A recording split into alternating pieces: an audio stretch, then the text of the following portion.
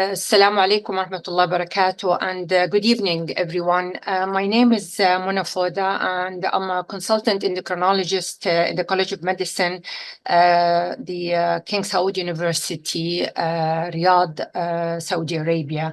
And it's my pleasure to present to you today the topic I was asked to discuss with you, the interesting entity of normal calcemic primary hyperpara. I would like to thank the organizing committee for inviting me today to speak with you on this rather new and interesting entity. And as you are well aware of the location of the parathyroid gland, the 4 small parathyroid glands at the back of the thyroid, very interesting endocrine glands, and that's why we are discussing it in a thyroid conference.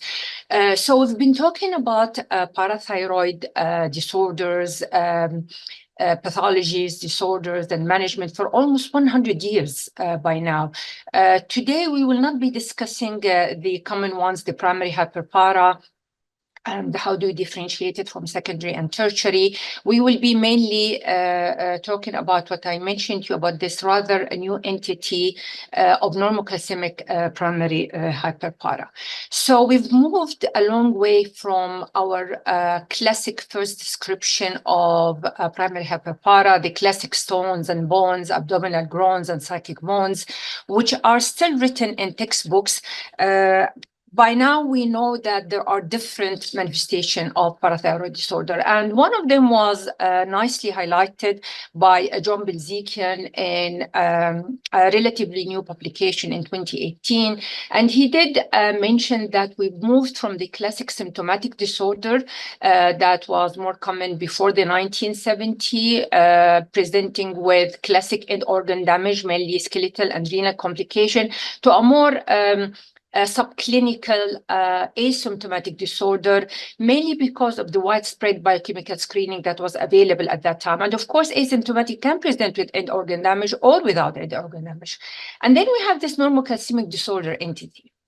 And that was realized when patients were investigated for either bone diseases or renal diseases, and they were found to have normal calcium but high PTH. This was again re-emphasized in the most recent symposium for parathyroid diseases in Santa Fe, the bone symposium that was convened in August 2022. Again, they mentioned this 3 generational phenotypes of primary hyperpara: before 1970, the classic; after 1970, the asymptomatic during routine screening; and then this new entity of normocalcemic primary hyperpara. And this is the latest, again, classification from the American Endocrine Society that was published in their journal in 2023, and again mentioning the 3 generational phenotypes of the parathyroid disorders.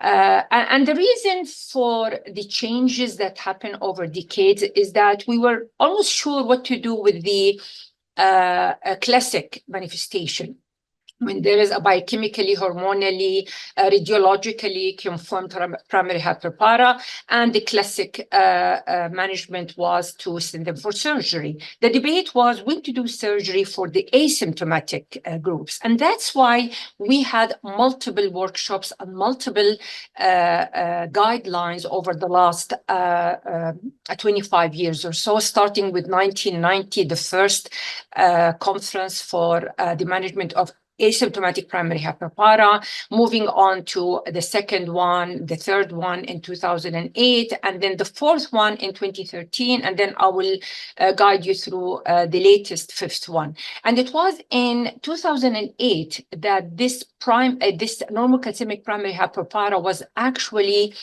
more emphasized or put to our attention. And the latest one, as I mentioned to you, was in 2022. It started by a conference in Santa Fe, and they had 7 publications that came in 2022 and 2023, addressing the different manifestation of primary hyperpara and the subclinical manifestation. And the reason they waited 10 years between the 4th and the 5th, from 2013 to 20 2023, is that we came a long way in our understanding of the disease, of the parathyroid disorders, epidemiology, pathophysiology, diagnosis, genetics, presentation, target organ involvement, how do we manage it? So it was timely for the task force, as we mentioned, to have an international group of experts. I think we had experts from 50 countries to review the evidence they had. And this is what I mentioned to you, the guidelines that came in 2022. And you can see the subtle changes that happened over years and over decades. The last one mainly changed the level of urine calcium as a diagnostic criteria. The main publication, as I mentioned to you, came from John Bilziken and his group, but there were multiple others. I mentioned there were 7. And we will be just briefly focusing on the 2 main ones, the one from John Bilziken and the one that was headed by Ghada El-Haj-Rihan. And Ghada, in her very nice paper, titled Classical and Non-Classical Manifestation of Primary Hyperpara, mentioned the causal manifestation of hypercalcemia hyperpara and the associated manifestation that are nevertheless important, and we like to address them when we manage hyperpara disorders. They also did emphasize how we moved on to a more asymptomatic manifestation of the disease, mainly because of the widespread availability of biochemical screening that led to an increase in the incidence, depending on the country, of course. And as I mentioned, these were the main reasons why those guidelines were published. But again, they re-emphasized this new entity that was recognized, as I mentioned, in the 3rd International Workshop on the Management of Asymptomatic Primary Hyperpara. That was in 2008, around 16, 17 years ago. This was the first time they actually mentioned this entity, and they recognized at that time and later on that we have to be aware that there are secondary causes that could elevate the PTH without abnormalities in the calcium. So we have to have multiple levels of normal corrected calcium, ideally normal ionized calcium, and also multiple levels of PTH levels. And we have to rule out secondary causes. So vitamin D deficiency, renal disorders, renal hypercalciuria, medications that might interfere with the calcium level, as well as calcium absorption problems. Now, the interesting thing is that if we go back to the history of this normocalcemic primary hyperpara, we'll find that it was recognized in 1969. More than 50 years ago. And this is the first publication that mentioned 3 patients with renal stones, and they were labeled as normocalcemic primary hyperpara based on the scanning and the surgical outcome. But it was, as I mentioned, a long time before this first recognition and the emphasis on this entity that came in 2008 in the 4th International Conference. And at that time, they mentioned that this is probably a separate entity, and we don't know much about how to manage them, how to put forward recommendations for treatment, particularly surgical treatment.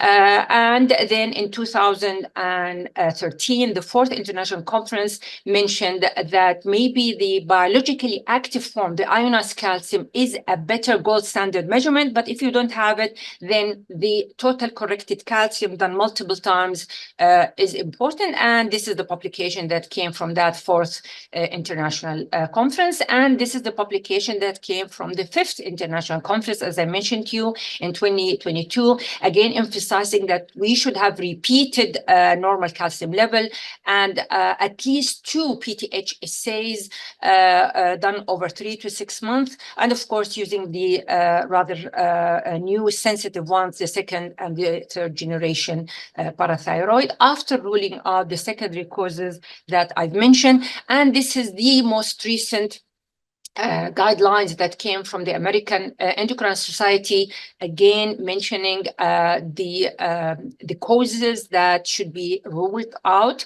before establishing this entity of normal calcemic primary hyperpara, and look at the long list of medications that we have now that we have to make sure that the patient are not on it, that might explain the normal calcemic primary hyperpara. Now, the pathophysiology of the disease is still debatable. Is it a separate entity, or is it a pre-disease state? And again, multiple theories were put forward. One of the early theories that came in 1988 by Rao and the group is that maybe it's probably a subclinical phase of the condition. So this is like a bimodal sequence of the onset of the same disorder, where initially we have normal calcium high PTH, but eventually patient progress to the classic hypercalcemia, hyperpara, thyroid entity. And this was more or less mentioned by John Bilzekian and his group in a publication after the fourth international conference. So in 2013, they mentioned that maybe this normal calcemic entity is a subclinical entity before the classic hypercalcemia, hyperpara clinical entity that we are more aware of. Now, other researchers put different theories. They mentioned maybe we have a higher PTH as we get older because this is the normal increase in the PTH secretion. We should not forget that a PTH, being a hormone, is a dynamic molecule that has intermittent pulses superimposed on a background of basal secretion, and it doesn't have a circadian rhythm. So maybe the timing of the blood test for the PTH is important because that will give us different values. Other factors were put forward as hemoconcentration, albumin protein levels, immobilization, pH-dependent changes in protein bound calcium. Other researchers put different theories that maybe this this PTH, as it goes up as we age, is a form of a partial PTH resistance. And they mentioned that that's why in normal calcemic primary hyperpara, we see more of postmenopausal women. And there was this theory that maybe it's also an estrogen deficiency. Another theory was maybe the free 25 vitamin D is low in spite of the normal total 25 level, and that triggers a higher PTH. And maybe there is also an abnormal sensing of calcium by the calcium sensing receptor on the parathyroid gland. So there are multiple factors, multiple theories. Probably there is more than one. We still don't know exactly all the causes behind the disorder, but as we mentioned, we have to rule out secondary causes, and we should know that some of them will progress to the classic high calcium, high PTH entity, but some of them might revert to a normal calcium, normal PTH later on. So how do we follow up these patients? So this is a rather old slide from a publication by John Bilzekian and his group in 2014, and they mentioned that those patients, you should do the calcium and PTH annually. You do a DEXA mainly because you want to make sure that the skeleton is not involved with this highish PTH over time. If they progress to the classic hypercalcemia hyperpara, then you follow the guidelines. If they remain normocalcemic primary hyperpara, but there is an end organ involvement, like for example, worsening of BMD, fracture, or renal stone, then these are criteria for sending them for surgery, like the asymptomatic primary hyperpara. This is from a UK group in 2018. And again, they mentioned that you establish the diagnosis by having multiple levels of normal calcium, total calcium or ionized calcium, and high PTH multiple times over 3-6 months. And usually these patients are being identified while you are screening them because they have bone disease like osteoporosis or renal disease like renal stones. After we've ruled out the secondary causes, we mentioned mainly vitamin D deficiency and renal disorders and the medications we mentioned, you establish a true normocalcemic primary hyperpara. Now, the second step would be to investigate for organ involvement, mainly DEXA and renal ultrasounds. And if there is involvement or complication, then you actively localize the abnormal parathyroid, and you follow the guidelines for the classic guidelines of asymptomatic primary hyperpara, and you might send them for surgery if they fulfill the criteria. Now, if the calcium stays normal, but the PTH still high, again, you follow up the patient based on their end organ involvement, and you either the calcium and PTH stays the same, no end organ involvement, or there is an end organ involvement, and then you might send them for surgery based on investigational tools. This is the latest guidelines that came from the American Endocrine Society, and it was published in the Journal of Endocrine Society in 2023, more or less addressing the same criteria, the same parameters. So you do multiple total calcium, corrected for albumin, or ionized calcium,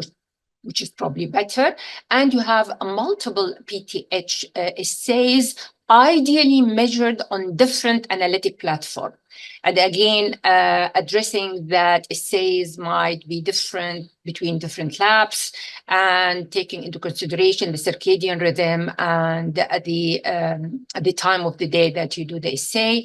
And once you establish this abnormal PTH level, you have to rule out the secondary causes we talked about. So mainly low calcium intake, malabsorption, particularly now after bariatric surgery or inflammatory bowel disease, low vitamin D, hypercalciuria, idiopathic hypercalciuria, medication we talked about, and renal disorder.